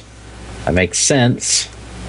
And if you would like to be involved as a fic writer, you should probably check it out. Yep. Though that is, as we know, mired in a little bit of legal question mark. What, fanfic? No. I mean, like the book printing and such. Yeah, I don't know. In this case, it was just PayPal being awful. Yeah, in this case, true. Oh, all right. Well, I have the link here for the fanfic doc. It actually just goes to a film fiction group for the fan fiction documentary. So if you're on film fiction, you can just join in. All right. Moving on to the next email. Unless you had something else to say, I see. Nope. Okay. Hi, guys. It's not too late to say congrats for reaching 100, is it? 103 by now, of course. I've been listening since the early 20s, hipster glasses, and I've really enjoyed keeping up with the show. I listen to it when walking to and from university and around town. I heard you saying in 102 that you're flirting with the idea of doing fan fiction again. I know that AC is very fond of short little one-shot fics, so perhaps you'd like to try one that I wrote called Scootaloo and Cloudsdale. I wrote it partway through season 2, so it's early on in the development of Rainbow and Scoot's friendship. It's a very silly little story, and I think you might like. I've also added, it also has the added bonus of having been independently translated into French and Russian, which is incredible. And here you go. There's a link to FemFiction, Hulu and Cloudsdale. All the best from sunny Devon, UK. Actually, yeah, let's see. Was there any PSs on that one? Nope. Actually, I did have some. We didn't have an actual area for it, but I did read some fan fiction this week. I mean to bring it up, so let me pull up. I'm having to actually go through fan fiction right now. Hey, it's only 3,159 words. Yep. Pretty short.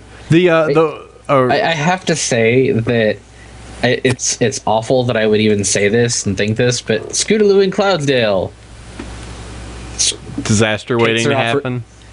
Rainbow Dash gets up there, puts her on the cloud. Apparently, and walking on clouds is tied to big capability of flight. No, no, I don't want a bad end with Scootaloo. You take that back. Yeah. That would be a bad end. I'm a bad person for saying that. Yes, you are. The fic I want to bring up, just to toss it out here. I was looking for ones that I find ones that have a quirky backstory to particular parts of the inner workings of Equestria that are not the ones we see. I found this one, "Whom the Princesses Would Destroy," by Ghost of Heraclitus. Go ahead and throw it to Foley. He knows it. Probably. Whom the princess... I don't know the fic, but I like the reference in the title. To Twilight Sparkle and Princess Celestia, it is a simple surprise visit to Canterlot. To the ponies of the Equestrian Civil Service, it is 24 hours of chaos, politics, weaponized dessert, politics, underhooved manipulation of media, politics, and things Batrachian and tentacular. Who said bureaucracy isn't entertaining.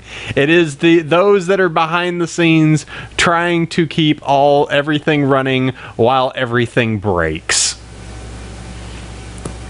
Everything breaks. Yes. So a simple Twilight Sparkle is making an emergency is making a surprise visit to Canterlot suddenly turns into, we've got 24 hours to get everything ready. Yes. Rainbow Dash has to make an emergency landing. Well, who cares about her? She's unimportant. Princess Twilight has to make an emergency landing. Yeah. Oh no! Alert the National Guard. Pretty much that. So I read the first chapter.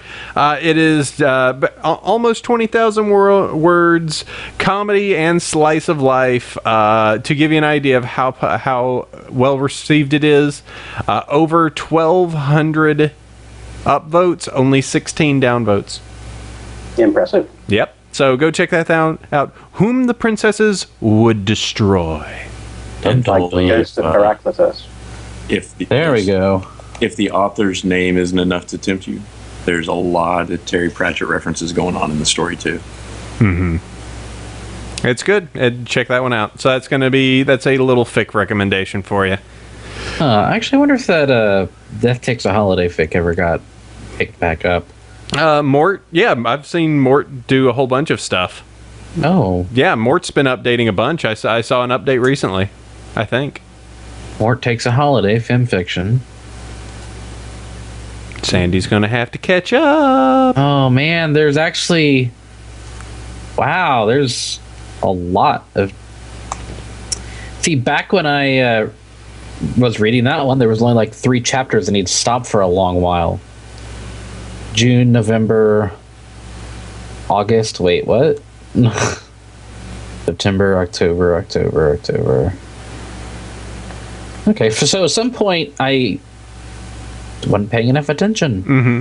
And well, the neat thing about FimFiction is now the fact that you can actually subscribe to stuff, and if you go to the site, it's just like, oh, this one updated now, sweet, opposed to before where you just kind of had to keep it in your mind of like, all right, I kind of need to keep an eye on these. It's so smart. Yeah, more Ticks a Holiday. You should read that. Cool. Add to favorites. All right, let's go ahead. Foal, do you want to go ahead and grab? I highlighted this one to you. Sure.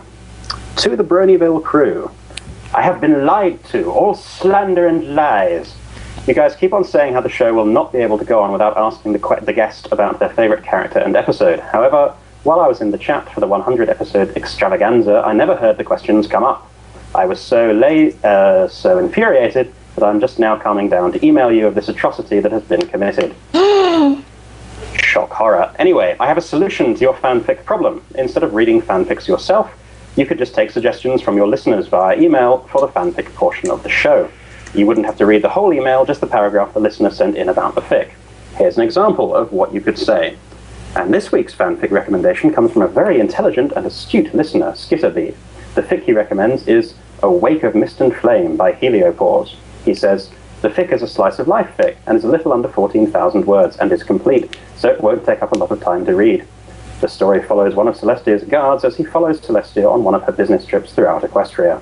The interaction between the two is fantastic, especially on how the guard is always aware of how much of a chess master Celestia is, and is trying to figure out the purpose behind all of her actions.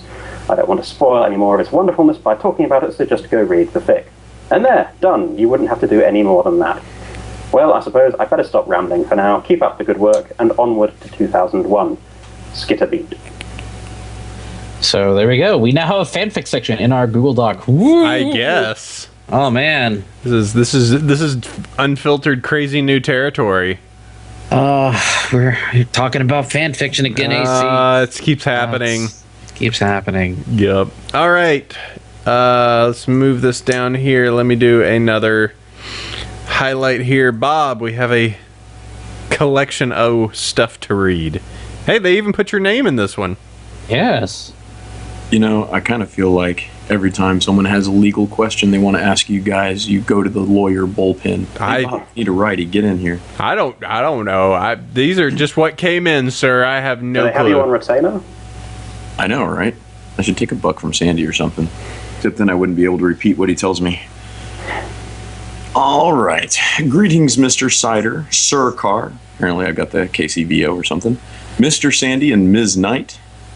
I would like it if you could go into a bit of detail about the Hasbro trademarks covers, and if Bob, the creator of Lawyers, is there, then maybe he can explain. Yes, I can. The trademarking of the names are one thing, but what about the look? How close to the look of the ponies on the show can you make ponies without Hasbro being able to make a reasonable case against you? Are we talking a point on a scale going from a photocopy Purple Smart to a hand-drawn quadruped stick figure?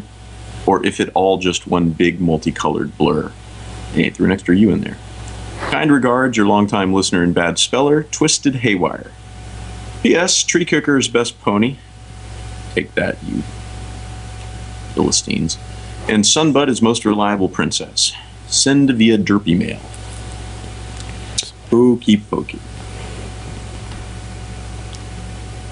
If no one is making any money from it, for all practical purposes, you can pretty much do what the hell you want. There are a few exceptions, but you'd have to be pretty egregious in your usage. You can use whatever you want. Sweet. I'll start using all my Street Shark stuff. If nobody's making any money. Go on. Right. Street Shark. Where things get tricky is when money changes hands. Right? So let's use We Love Fine as an example since they're a sponsor. We Love Fine pays a licensing fee to Hasbro, so they're allowed to print shirts and stuff with ponies on them, including characters from the show. And that's why Pixel Kitties and Sophie and other amazing artists can draw show ponies and put them on t-shirts for We Love Fine.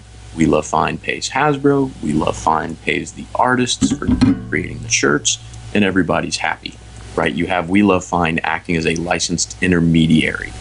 Now, if Pixel was unlicensed and decided to just start selling homemade shirts at the flea market, that you could get into trouble for.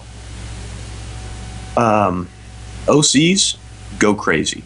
There's no copyright is the term you're looking for. There's no copyright on an art style, right? You can make ponies look like show ponies, but as long as it's something that you can't find in a blind bag somewhere or in a play set somewhere, that is, it's not a character that Hasbro has copyrighted, awkward, you can go nuts, right? So Chef Sandy could put the Sandy pony and AC could put AC's pony on whatever they want, charge whatever they want, and everything would be just hunky-dory.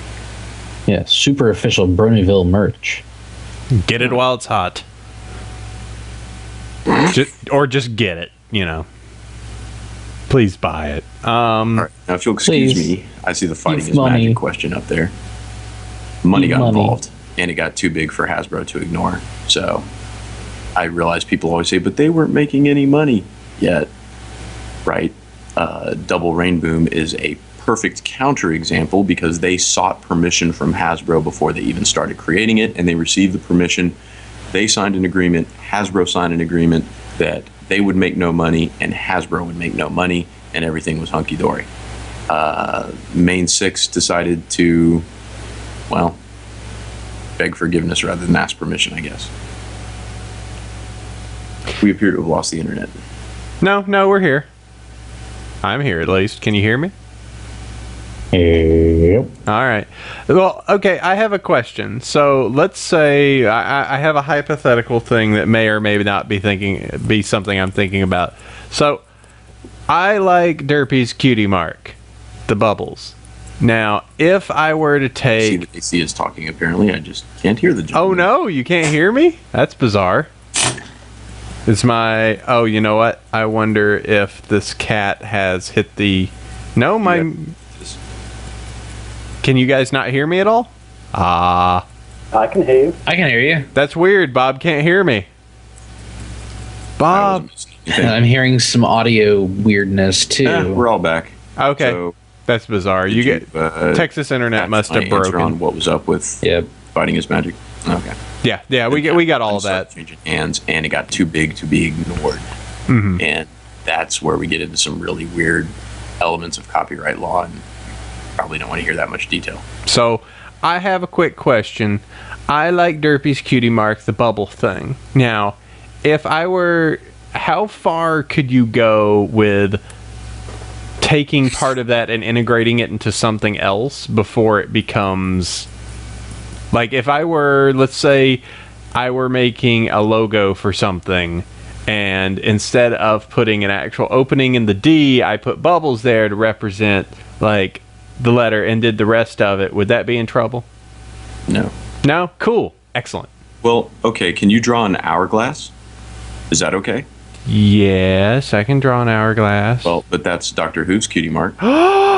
Minuet's Cutie Mark. Oh, you're right. It's amazing. I'm safe. Yay. Base. I called base. Okay. Just as long as I'm not making any money. Gotcha. Yeah, don't slap it on a gray Pegasus. Okay. So now I all of a sudden, once I can make a company logo, want to smack it on the back of a gray Pegasus. Just adhere. Okay. I think that takes care of some of that. Guy and people in the crowd. AC, how hypothetical was that question? Potentially hypothetical? I don't know. So what about using Twilights? It wouldn't look as good as for the design. Okay, so let's go ahead and move forward. Let me get this one by Inky. Inky J. Hey, Bronyvillians, it's Inky J again. This is more of a personal question, but since you guys thoroughly covered the Game Loft game as it came out and is updated, which was entertaining to hear AC whining about it, I figure you all know the important stuff about it. I've just gotten myself a Galaxy S2 and was wondering how quickly Playing the game drains the battery. For this matter, does it slow down the rest of the phone? You'll probably not read this on air, haha. But I'd like it if you guys could get back to me on this, as I don't know any bronies who have the game and can tell me this stuff. P.S. After watching the Minecraft portion of the 100th episode of Gaming Extravaganza, I was laughing my socks off with poor Starry's utter confusion. Made my day to watch her. No offense, Starry, please don't yell at me. Your big fan, Inky J. Doing big rendering stuff like that is definitely going to eat up your battery. Confusion about what? When you were on the 100th episode, when you were playing Minecraft and you were confused about things and getting flustered. That was when I was off and people were asking me to do stuff. Yeah, I guess they liked it. Good going. Okay. But yeah, it's the Game Loft game is going to take a lot of battery. I updated it recently. It's a whole bunch of silly now. It's That's some really weird audio. yeah, there's some sort of click click click click click click click. I'm not sure where that's coming from. It stopped. Yeah. Yeah, the Game Loft. So yeah, I guess it's the there was an awesome video of like a game that someone was doing that was it's all Foalpapers. But they were like, yeah, you can play this game, and I was like, oh, that looks totally awesome. That's cool. That looks like a neat pony game. It's just like, by Game Loft. I was like, no, it's just more of that. Yeah. Here's my town. It's still infested with parasprites. I don't care. There's Littlest Pet Shop. Well, it was really funny. This particular update has changelings. So occasionally, I saw a screen caps like somebody had 6 Twilight Sparkles running around their town. Oh no. And so somebody image macroed, you came to the wrong neighborhood. All the Twilights were like surrounding Rarity. This game is so ridiculous now because I just have so many parasprites. Like, there's nothing I can do. Like, I don't know, I probably showed this a while back, but for anyone that was doing it, the game is so absurd. I started, like, collecting and putting all, like, the random stuff that you get out here in the corner. Just for no good reason. Just because it's just like, this is how much stupid extra stuff. Like, here's all these statues that I'll never use, and my town is completely overwhelmed with parasprites, and there's nothing that can be done. Besides spending a gob of money or using all the gems that I hacked into the game. I didn't say that out loud. Huh. The more you know. Yep. I never really played it, and my roommate played it, and she only played it long enough until they patched out the hack, and then she was like, yeah, I'm done. Yeah. I wonder if there's any way past that anymore. If She's not, one of those folks that plays she plays the free-to-play games until she hits the paywall, discards them, and gets something new. wow, the paywall on this came fast. Yup. Yeah, I'll probably I might play a little bit more of this, just up to the point that I run out of gems and then just get bored of it. Oh, I'm already bored of it.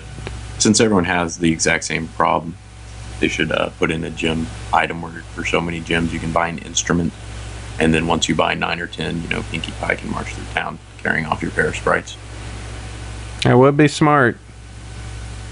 Just yeah, some sort of item. It is kind of neat that they actually added a train station now. It's up there at the top. You mean you don't have to buy you have to buy the train cars individually? Nope, it's just right there at the top, train station now. Oh man. Outside of city limits. Yep. All right, whatever. I'm tossing that. All right. Well, that takes care of our emails. Thank you very much to everyone that emailed across to us, as always. And as I mentioned plenty of times earlier, you can email across to us at bronyville@gmail.com. As for wonderful, wonderful people, iTunes reviews, 5-star iTunes Brony time. And Sandy, could you jump on iTunes and see where we are at this point? Okay. That'd be great. I want to thank Colinello. Is that Colin Hello or Chef's cursor is right on the edge of that. I can't tell if that's an H or an N. Colinello. Okay. Colinello. Okay. Chris Cola 66, Desert Nocturne, 5 Iron Brony, and RJ Sketch for leaving us 5-star reviews on iTunes. You guys rock, and that keeps us up there in the rating. Are you ready for this, AC? I'm ready. Go for it. 13. Not bad. I was waiting for the day that you say 1 and we finally beat, like, Ice Age or something. Like, whatever super stupid sponsored thing still stays up there. Let's see. We're right behind Walking Dead. Mugglecast is still up there. I guess. Well, Walking Dead might... That's a... Whovian. Wait, no. That's the wrong one. Potterheads. Whovians would be something else. Yeah. Muggles. I cannot word today. I'm terrible. The Muggles. Yeah. If you look at the What's Hot, we are like right on the front page if you go to the TV and film section of iTunes. We are. For such an unprofessional show, somehow we're constantly up there. It is a mystery to everyone. Donations. I want to thank the one anonymous donator that sent money across to us this week. Super, super cool that you were able to do that. Mysterious Mayor Duell. Or, thanks a ton for sending. They are the person. Perhaps they are the knight. Oh, they could be. Yes. So anyway, you rock. Thank you very much, Mysterious Mayor Duell. You rock, woohoo. All right, it is one cool thing time for us to wrap up this episode and tell you at least one link that you should go check out that we think is pretty cool. Actually, what we need to add in. There we go. So, Foalpapers and Bob are going to need to try and find themselves a cool thing while we go through ours. My one cool thing is no. No. Actually, it's 3 seasons of no. It is a collection of every single time that no was used in My Little Pony Friendship is Magic. No. Yay. All right, mine is something rather cool. So, Living Tombstone, pretty cool guy, does some good music. Has been doing music since the very early days of the fandom. And he has put forth the Living Tombstone Remixes, which is 34 tracks long.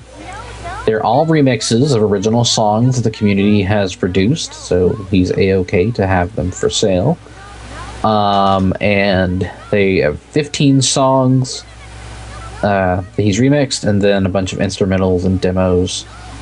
So it's $5 on Bandcamp or $6.99 on iTunes. I bought the iTunes version because, hey, iTunes.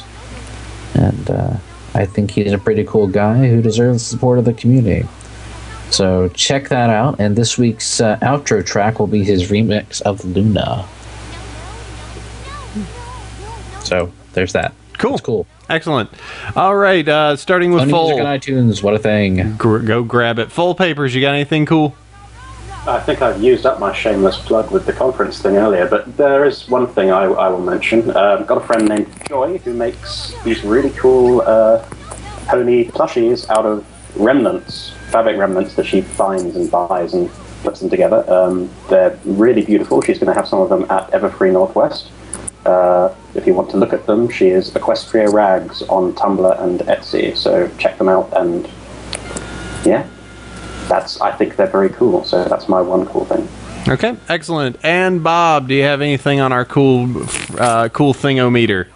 Yes, he posted a picture. Apologies to my Twitter followers, but apparently my daughter did this to herself and decided she wanted to be Lilu Dallas for Halloween or something. It does appear so. That just cracks me up to no end. Multipass. Yes. Lena Dallas. Wait. That works. Lena Dallas multipass. Yep. That's cute. It is. A bit crazy. Yeah, she just found a long roll of foldable elastic and went to town spinning in circles. And really, why wouldn't you? Though we all want to return to the day where we could just roll in stretchable elastic. Yep. Oh, I do. Oh, she's so cute. All right, well, let's go ahead and pull this train into the station. It is time for us to say adieu to today. First off, those were our one cool things. I want to first say thank you very much for Foalpapers. What time is it there, by the way? I always am curious. It's 10:15. 10:15. It's all dark over there. It's still light on our part of the world. Yep. This big spinning globe. It's just amazing. Thank you very much for coming on, talking about the research that you are doing and the, what you got going on with that and all of the... Thank you for having me. Sorry about all the technical issues. Oh, hey, no problem. It's not a big deal. It wouldn't be the worst technical issue by far. No, we had that a few episodes ago at 100. Bob, thank you for coming in. Pleased to be of service. Yeah, always nice to have you to bring the litigation side and also the Nightmare Nights Dallas side. Yep. Sandy, Thunder Lord Supreme. Count on me. I know. So dependable. Loose cannoned, but dependable. Yep. I get things done. I know. And as always, to our adoring, lovely fans, we love you all. You guys are great. You keep us going. We've went 100 plus episodes this far, and looks like we're still going. So we do it for you. We do it for the love of the show. We have another 2 months worth of guests or so lined up. I guess we got to go through those at least. All right. Yes. Yep. So let's go ahead and do this. Let's bring this show to a close. You can check out the show at any time. Go over to BronyShow.com or BronyvillePodcast.com. Bronyville@gmail.com is the email address. You can join us roughly every Saturday noon Pacific time at justin.tv/BronyvillePodcast. You could be part of the chat room if you're looking at the video right down here who talk to us. And if you are just grabbing this as a file, why don't you come in on Saturdays and just pop in and say hello, be part of the chat. Hey, we also are posting these to YouTube now. Yep, they are going up. You should totally follow us and make us the next Game Grumps. Yeah, we have the YouTube page. It's just Bronyville. Yeah, just Bronyville. Let's see. iTunes reviews, we love them because now we are up to, what is it, 600? 600 ratings? Is it 8? I forget the number. Is it 800? It's a lot. It's over 800. It's over 800. So thank you all for that. And we need more because we constantly hit. We've beaten Kevin Smith now. He's not a factor. We got to take out these muggles. Yeah. They're next on our list. Let's see. Listen to the show on Celestia Radio every Tuesday, 3 Pacific, 6 p.m. Eastern, 11 p.m. UTC. My Twitter account is @Bronyville. Mine is Ash of Sandy. And meetup groups I am part of, but no longer leader of the Bronies of Northern California. And mine is North Texas Bronies. And conventions is pretty much just at this time, Nightmare Nights Dallas, until stuff changes. Yeah. Yep, we're working on that. Yeah.